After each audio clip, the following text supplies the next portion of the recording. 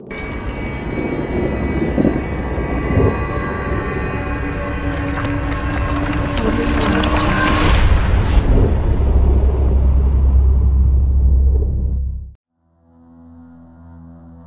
نہیں چاہتا تھا کہ انسان بننے کا جاب کر ڈالے، کیونکہ یہ بات اسے بتا دی گئی تھی کہ جب وہ جاب کر کے انسان بن جائے گا تو اس کی حیثیت ایک کمزور ٹنکے جیسی ہوگی، کوئی شکتی اس کے پاس نہیں ہوگی اور اس کے بعد وہ جیون بھر شکتی حاصل بھی نہیں کر سکے گا۔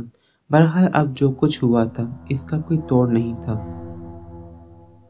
بشیر بیگ اپنے گھر میں پہنچ گیا۔ اس کی سمجھ میں نہیں آ رہا تھا کہ کیا کرے۔ بچی کو اماں تاجی لے گئی تھی، وہ اسی کے پاس تھی۔ بشیر بیگ نے بچی کا لایا ہوا سامان ایک طرف رکھا اور نوٹوں کی ان گڈیوں کو دیکھنے لگا جو سب کے سب اصلی تھے۔ پہلے تو وہ یہی سمجھا تھا کہ اس شخص نے اپنے سر سے جعلی نوٹوں کی بلا ٹالی ہے، لیکن جب اس نے 2 نوٹ چلا کر دیکھے اور خاص طور سے دکانداروں کو نشاندہی بھی کرا دی تھی کہ ذرا نوٹوں کا جائزہ لے لیں، انہوں نے انہیں بالکل صحیح بتایا تو بشیر بیگ کی جان ہی نکل گئی۔ اتنے سارے نوٹ تو اس نے خواب میں بھی نہیں دیکھے تھے۔ یقیناً اب یہ نوٹ اس کی ملکیت تھے۔ ایک نوٹ اور نکالا اور باقی نوٹوں کو ایک لکڑی کے چھوٹے سے صندوقچے میں رکھ کر زمین میں دفن کر دیا اور اس پر چارپائی بچھا دی تاکہ کسی کو شک نہ ہو سکے۔ اس کے بعد وہ بازار گیا اور بہت سے کھانے پینے کی چیزیں لے آیا، کھانے پینے کی چیزیں جو اس سے پہلے کبھی نہیں کھائی تھیں۔ اس بازار سے گزرتے ہوئے سوچتا تھا کہ اگر کبھی کوئی اچھا داؤ لگ گیا تو ضرور ان چیزوں کو کھائے گا، لیکن آج سب کچھ اس کی قبضہ قدرت میں تھا۔ البتہ اسے بچی اور اماں تاجی یاد آئیں اور وہ اماں تاجی کے گھر پہنچ گیا۔ اماں تاجی خوش نظر آ رہی تھیں۔ بشیر بیگ نے ان سے کہا، اماں جی کیا کر رہی ہو؟ اے بیٹا بس تیری بھانجی سے کھیل رہی ہوں۔ ارے کیا بتاؤں تجھے، کیسی بھگوان ہے یہ، میرے گھر کھانے کے لیے کچھ بھی نہیں تھا، ایک تھال میں کوئی کھانے پینے کی بے شمار چیزیں دے گیا اور کہنے لگا کہ اس کے گھر میں نیاز ہوئی تھی۔ بیٹا اس محلے کا تو کھانا نہیں لگتا، کہیں دور سے ہی آیا تھا، پتہ نہیں میرا پتہ اسے کس نے دے دیا، میں نے ساری چیزیں تیرے لیے سنبھال کر رکھی ہوئی ہیں، آجا کھا لے۔ لو اماں میں تو خود تمہیں بلانے آیا تھا، آج میری تنخواہ ملی تھی، میں نے سوچا کہ اماں تاجی کی دعوت کر دی جائے۔ تنخواہ ملی تھی؟ تو نوکری کب سے کرنے لگا؟ او اماں کیا کرتا، کچھ نہ کچھ تو کرنا ہی تھا، اب بتاؤ کیا کریں، میں اپنا کھانا ادھر ہی لے آؤں یا تم اپنا کھانا لے کر چل رہی ہو؟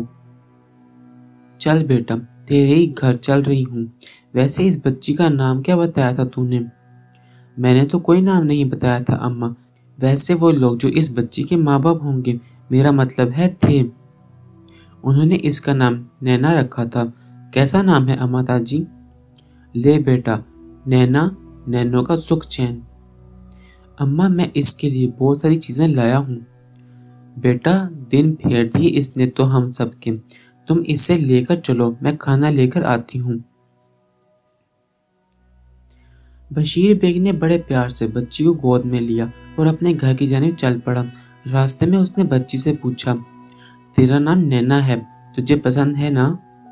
جواب میں بچی بڑے پیار بھرے انداز میں مسکرا دی تھی اور اس نے اپنا سر بشیر بیگ کے شانے پر ٹکا دیا تھا۔ ارے واہ، لگتا ہے یہ نام تجھے بہت پسند آیا۔ بشیر بیگ خوشی خوشی گھر میں داخل ہو گیا اور پھر اس نے نینا کو ایک جگہ بٹھا کر اس کے ارد گرد وہ ساری چیزیں سجا دی جو وہ اس کے لیے لایا تھا۔ نینا کے چہرے پر خوشی کے آثار تھے، وہ خوشی خوشی ان چیزوں سے کھیلنے لگی۔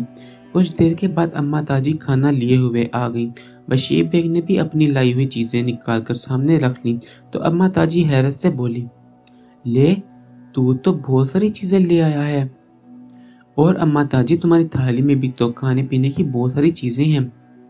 لے بیٹا اللہ جب دینے پر آتا ہے تو اسی طرح دیتا ہے، اتنا کھانا تو 6 آدمی بھی کھا سکیں گے، کیا کریں؟ اماں ہم لوگ کھاتے ہیں، باقی تو 4 گھروں میں تھوڑا تھوڑا سا بانٹ دیں گے، باقی اللہ مالک ہے، جس نے آج دیا ہے وہ کل بھی دے گا۔ تیری تنخواہ کا تو پہلی بار پتہ چلا ہے مجھے، تو کہاں نوکری کرتا ہے؟ اماں ایک بہت بڑے سیٹ کے پاس ہوں، بس یوں سمجھ لے اس نے بڑی تنخواہ لگا دی ہے میری۔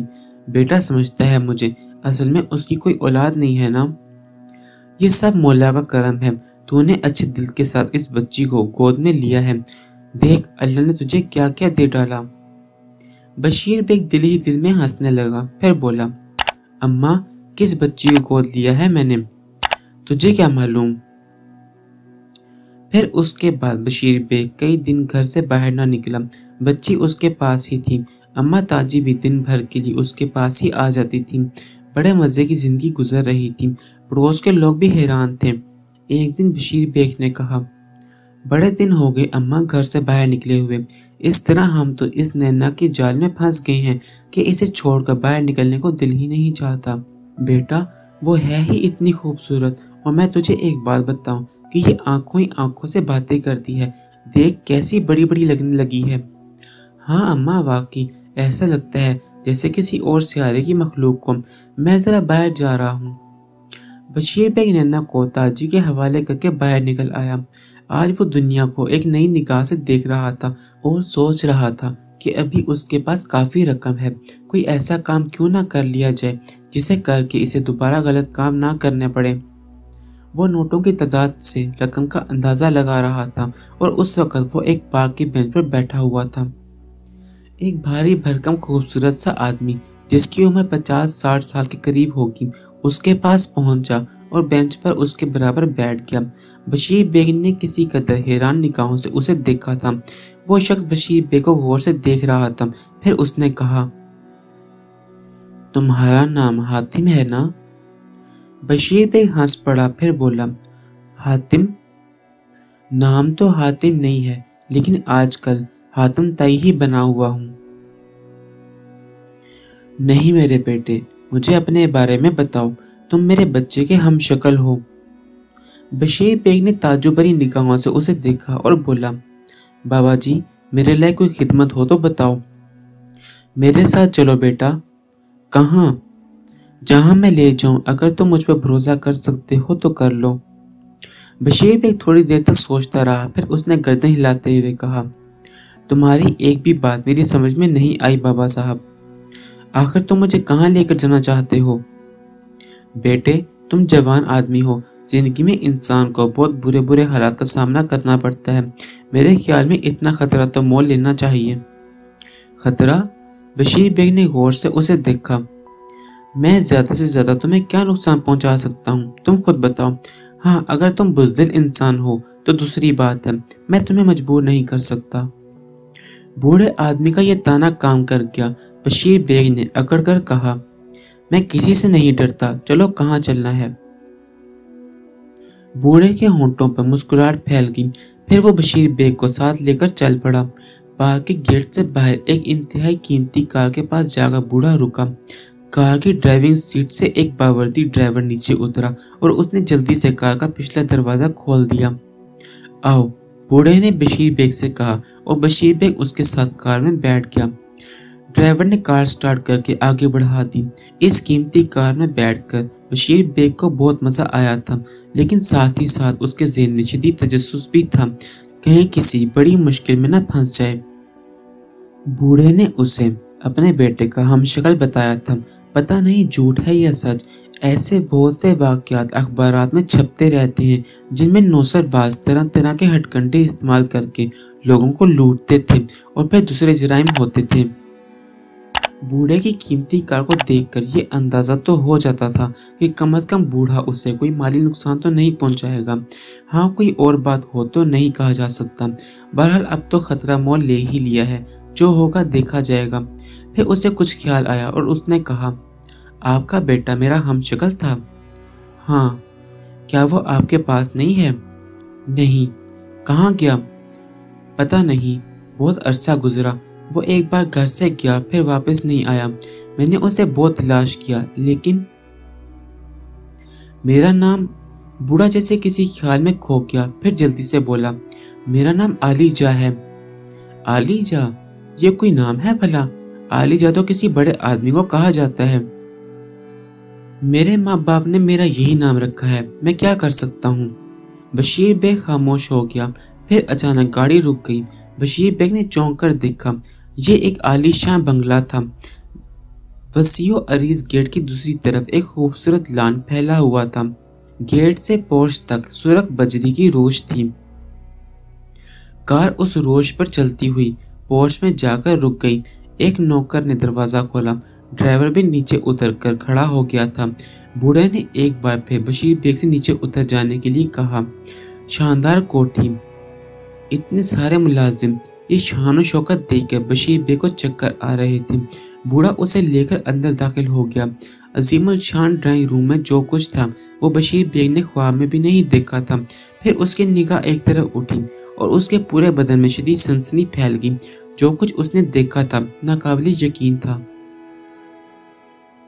چودھری شاہ نواز نے عرشیا کو اس کا ماضی یاد دلانے کے لیے بھرپور کوششیں شروع کر دی تھیں۔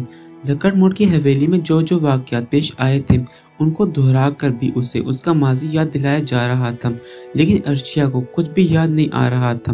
البتہ وہ شاہ نواز کی محبت سے اور اس کی کاوشوں سے بہت متاثر تھی اور کئی بار کہہ چکی تھی، میں نہیں جانتی چودھری صاحب کہ مجھے کیا ہوا ہے، لیکن آپ جس قدر مجھ سے مخلص ہیں اور جس طرح میری دلجوئی کر رہے ہیں اسے دیکھتے ہوئے مجھے یقین ہونے لگا ہے کہ میرا آپ سے وہی رشتہ ہے جو آپ کہہ رہے ہیں، لیکن میں ایک درخواست کرتی ہوں آپ سے۔ ہاں کہو۔ مجھے تھوڑا سا سکون لینے دیں، مجھے خود پر، حالات پر غور کرنے دیں۔ اب جب آپ نے مجھے یہ سب کچھ بتایا ہے تو مجھے ایک اور احساس ہونے لگا ہے جو پہلے نہیں تھا۔ کیا؟ چودھری شاہ نواز نے کہا۔ مجھے یوں لگ رہا ہے چودھری صاحب کہ کوئی اور بھی مجھ سے منسلک تھا، جیسے کوئی چیز میرے وجود سے لپٹ گئی تھی۔ وہ کون ہے، کیسا ہے، مجھے یاد نہیں آ رہا، لیکن ایک کھسک سی میرے دل میں پیدا ہو جاتی ہے جب میں اپنے ماضی یاد کرنے کی کوشش کرتی ہوں۔ چودھری شاہ نواز کی آنکھوں سے آنسو بہنے لگے تھے اور عرشیا نے حیرت سے کہا تھا، آپ کیوں رو رہے ہیں؟ اس لیے عرشیا کہ جس وجود کو تم خود سے بچھڑ جانے کی بات کر رہی ہو وہ ہم دونوں کے دل کا ٹکڑا تھی۔ دل کا ٹکڑا؟ ہاں، ہماری بچی، ہماری بیٹی جسے ہم کوئی نام بھی نہیں دے سکے۔ میری بچی، ہماری بچی؟ میں کچھ بھی نہیں سمجھی چودھری صاحب۔ وہ ہماری بچی تھی لیکن ہم اسے دیکھ بھی نہ سکے، وہ ہم سے جدا ہوئی، ہمارے دشمنوں نے اسے ہم سے چھین لیا۔ ہمارے دشمن کون تھے؟ جس دن ہمیں یہ پتہ چل جائے گا ہماری بچی ہمیں مل جائے گی۔ اوہ، وہ دن کب آئے گا؟ عرشیا نے حسرت سے کہا۔ چودھری شاہ نواز کو احساس ہونے لگا تھا کہ عرشیا سنبھلتی جا رہی ہے، خاص طور سے جب سے بچی والی بات اس کے علم میں آئی تھی۔ وہ بہت متاثر ہو گئی تھی اور اکثر بچی کو یاد کرنے لگی تھی۔ شاہ نواز نے حمید خان سے کہا، اگر میں عرشیا کو شاہینہ کی کارروائی کے بارے میں بتا دوں تو ایک نئی کہانی کا آغاز ہو جائے گا، اس کے لیے کیا کروں؟ آپ انہیں نہ بتائیں صاحب جی، اس طرح نئی الجھنیں پیدا ہو جائیں گی۔ یہی تو بات ہے، شاہینہ کو اگر سزا دینا ہوتی تو میں خود اسے دیتا، مگر اس بے وقوف نے جو کچھ بھی کیا میری محبت میں کیا، مجھے اس کا بھی احساس ہے۔ صاحب جی، میں آپ سے رفیق کے بارے میں بات کرنا چاہتا تھا۔ کیا؟ شاہ نواز نے چونک کر پوچھا۔ وہ بہت سخت بیمار ہے، بہکی بہکی باتیں کرنے لگا ہے۔ میرا خیال ہے اسے آزاد کر دو، لیکن اس سے کہہ دو کہ اب وہ شاہینہ کی طرف رخ بھی نہ کرے۔ جیسا آپ کا حکم، مگر اس سے ایک خطرہ اور بھی ہے صاحب۔ آزاد ہو کر وہ سیدھا شاہینہ بیگم کے گھر جائے گا اور نہ جانے کیا کیا کہانیاں سنائے گا۔ اس طرح ہماری خفیہ باتیں باہر نکل جائیں گی۔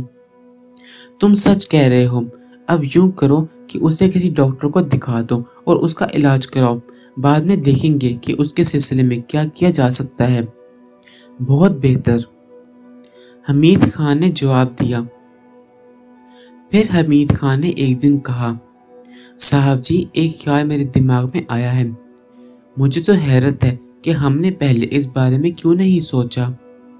کیا خیال آیا ہے؟ بابا ادریس علی کے بارے میں اب تک کچھ پتہ نہیں چل سکا کہ کہاں گئے، زمین نکل گئی یا آسمان کھا گیا، مگر بابا سلامت علی بھی کسی سے کم نہیں ہے۔ انہوں نے جس طرح بڑی بیگم جی کا علاج کیا وہ معمولی بات نہیں ہے، کیوں نہ ہم ان سے ملیں؟ تیرا خیال ٹھیک ہے، تیاریاں کرو، ہم بابا سلامت علی سے ملیں گے، چودھری صاحب نے کہا۔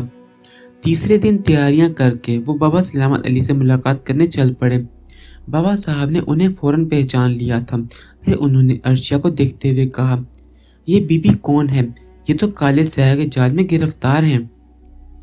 جی بابا صاحب، یہ میری دوسری بیوی ہے، اس ناپاک سادھو نے انہی پر عمل کیا تھا۔